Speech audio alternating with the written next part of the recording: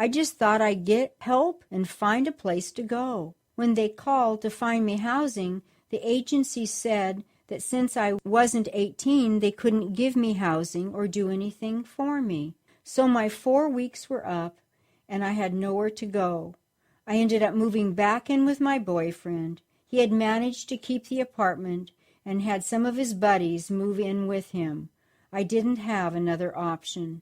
Because I had left and then come back, the situation got worse than it ever was before. Going to a shelter had shown him that I would leave, and people were willing to help me. He tried to seclude me more than ever. If I made friends with coworkers, he would do whatever he could to stop that friendship. He'd make fun of my friends and be rude by saying they were sluts and preppies. I would just agree with him. You're right. I don't need anybody. Then one night he hit me really hard, causing bruises everywhere. I admitted to myself that I just couldn't do this anymore. In the meantime, my father met my daughter, and we tried to make amends. I asked him whether he could come and get my daughter and me and take us away from there. He was about 4 hours away, but he came and he got us. Again, I timed it so my boyfriend wouldn't be home, and I left without taking anything. We lived with my father for about 2 months. I enrolled into a teen parent program at an alternative high school and worked nights. One night when I come home from work, I heard my stepmother yelling at my dad, saying how much she didn't want us to be there. So once again, I was without a place to live. I moved to a large city and was able to get a job at an internet company in customer service and technical support. Because I didn't have any of the necessary skills, I was very surprised to get that job. The company had 200 employees, and there were only 2 women. I suspect I got that job because I was a woman and the company was trying to get more women employees. My future and now current husband worked for that internet company, and that is where I met him. He asked me out for over a year, but I wouldn't go out with him because he was 8 years older than I was. I was leery about getting involved with him because I always found the wrong type of guy to date. They would see how far they could get with me, or I would date them and then find out they were married or had a girl living with them. I did not value myself enough to choose the right kind of men. It was really hard for me to get out of that cycle. My ex-boyfriend would frequently call and harass me. I was moving from apartment to apartment, hoping he would not find out where I lived, and I made sure my name was not listed in the phone book.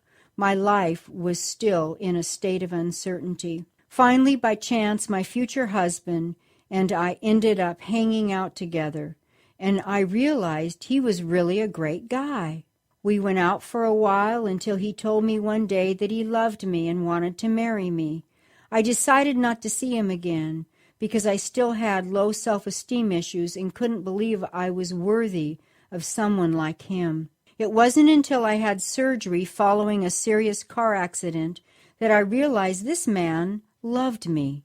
I had fallen asleep at the wheel and run into a tree with my car. The doctor had to do surgery to fix my nose, and at the same time, they decided to remove my tonsils.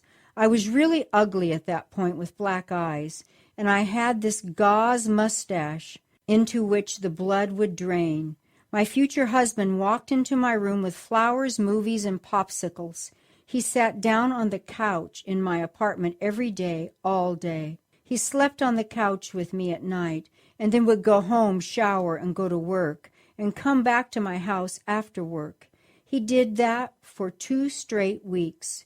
During that time, he told me that he really did love me. I realized that here was someone who could take care of me because of how much he loved me. I was really grateful to him for that. We ended up getting married. It hasn't always been easy. We have been separated 3 or 4 times over the course of our marriage. One time we were just joking about something and I hit him, not too hard. He just gave me this stern look like, "Why did you hit me?" I said I was just goofing off, but he said, I would never hit you, so don't ever hit me. I started sobbing because I felt I was just so horrible. I didn't even know how to have a relationship, and I was still relating like I did in the past. We went through a lot of counseling together, and I went for personal counseling. Finally, I'm able to deal with my past and remove those barriers. I learned how to allow myself to love him and appreciate him. I believe the change of being able to love was God's doing, or God using the right people at the right time to help me. I hadn't wanted anyone to help me because I didn't feel worthy. Right before I started dating my husband, I said one day, I want to go to church. I want to know God and move forward in my life. I want to become more spiritual. I was 17 at that time and ready to move in a different direction from the way I was living. I wanted to live in God's presence and accept who I was and what I was doing with my life. I had so much guilt. Whether I was doing the right thing or the wrong thing, I always had felt guilty because I had messed up so much in the past. Here I was, a single woman, trying to find a place that was safe for my child and me to live. A place where I didn't fear we would get shot in the middle of the night. Finally decided to move forward, to find God and be healed. I feel our Heavenly Father helped me through good people who came into my life. These people came into my life at the right time when I needed someone to reach out to. Even my dad, who had suggested I give up my daughter for adoption, had my best interest at heart and was trying to make amends. I knew I could call on him. My dad and I have a great relationship now. We talk on the phone frequently and are very close. He told me how sorry he was and apologized for messing up when I was younger. I had already forgiven him through God, so he didn't have to do that, but it was nice to hear it anyway. I think all my life experiences have taught me valuable lessons that will help any queen out there. I would say overall that it doesn't matter who you are, it doesn't matter what you've done, it doesn't matter what the world has told you that you were. It doesn't matter what anybody thinks, because you are priceless and deserve to have the life you dream of having. A lot of times we shorten our dreams or make our dreams seem smaller because we think we can't attain that dream. We think, I'm a single mom, so I'll never have a husband who truly loves me and loves my baby. I'll never have that full family that I really wanted. Or I'm broke and I'm past the age of going to college where all other students are going to be younger than I am. Or there's no way I can ever have that big house on the hill that I always dreamed of owning. Well, that's absurd. You can still have it. Don't be afraid to dream, because anything you are willing to work toward, you can have. You have to make changes, though. You have to allow others to help you when they come into your life. They are there for a reason. Nothing is impossible with God. But anything is possible with him as long as you turn toward that direction and say, I'm doing the best I can.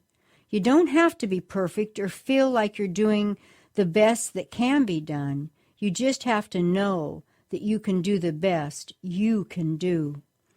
Sometimes what I love to do is to take a run around the neighborhood. I tell myself over and over again, I am the best, I am the best, I am the best.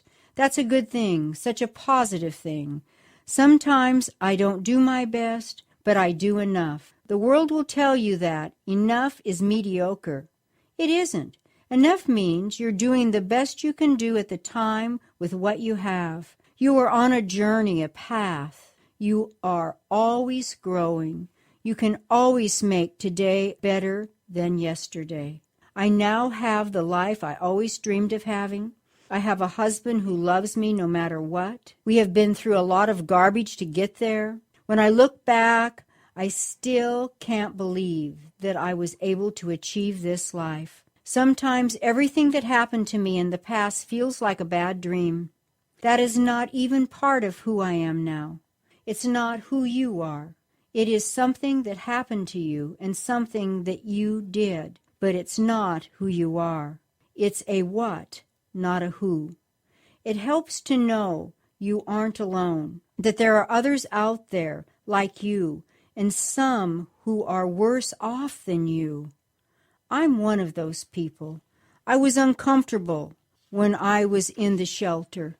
I was always comparing myself to others, thinking I was such a baby because others had it so much worse than I did. Well, that's not true. It still hurts, the same no matter what you are going through, and you still need and deserve the chance to improve your life. That's the message I want you to hear.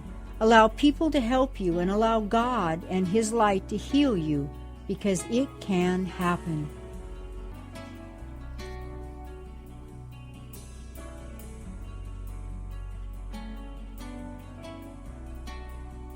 Reflection. How does this story make you feel? Have you or someone you know had similar experiences? If you could forgive those who have harmed you, what might be different in your heart and life today? Forgiveness is a choice. This formula will help you to process the unforgiven areas of your life. Number 1, write down everyone who has hurt you. And you can pause this if you want. Number 2, write down as if you were speaking to each one what he or she did and how that behavior affected you and your life. Number 3, write God a letter asking Him to help you forgive. Number 4, write a letter to each person forgiving him or her of the behaviors, words, and actions that harmed you, not to be sent. Number 5, write yourself a letter and forgive yourself for holding on to hurt and resentment. Number 6, write yourself a letter forgiving God, yourself, and all others. And finally, number 7, now receive complete healing and give yourself permission for a fresh start and rejoice. It's a new day.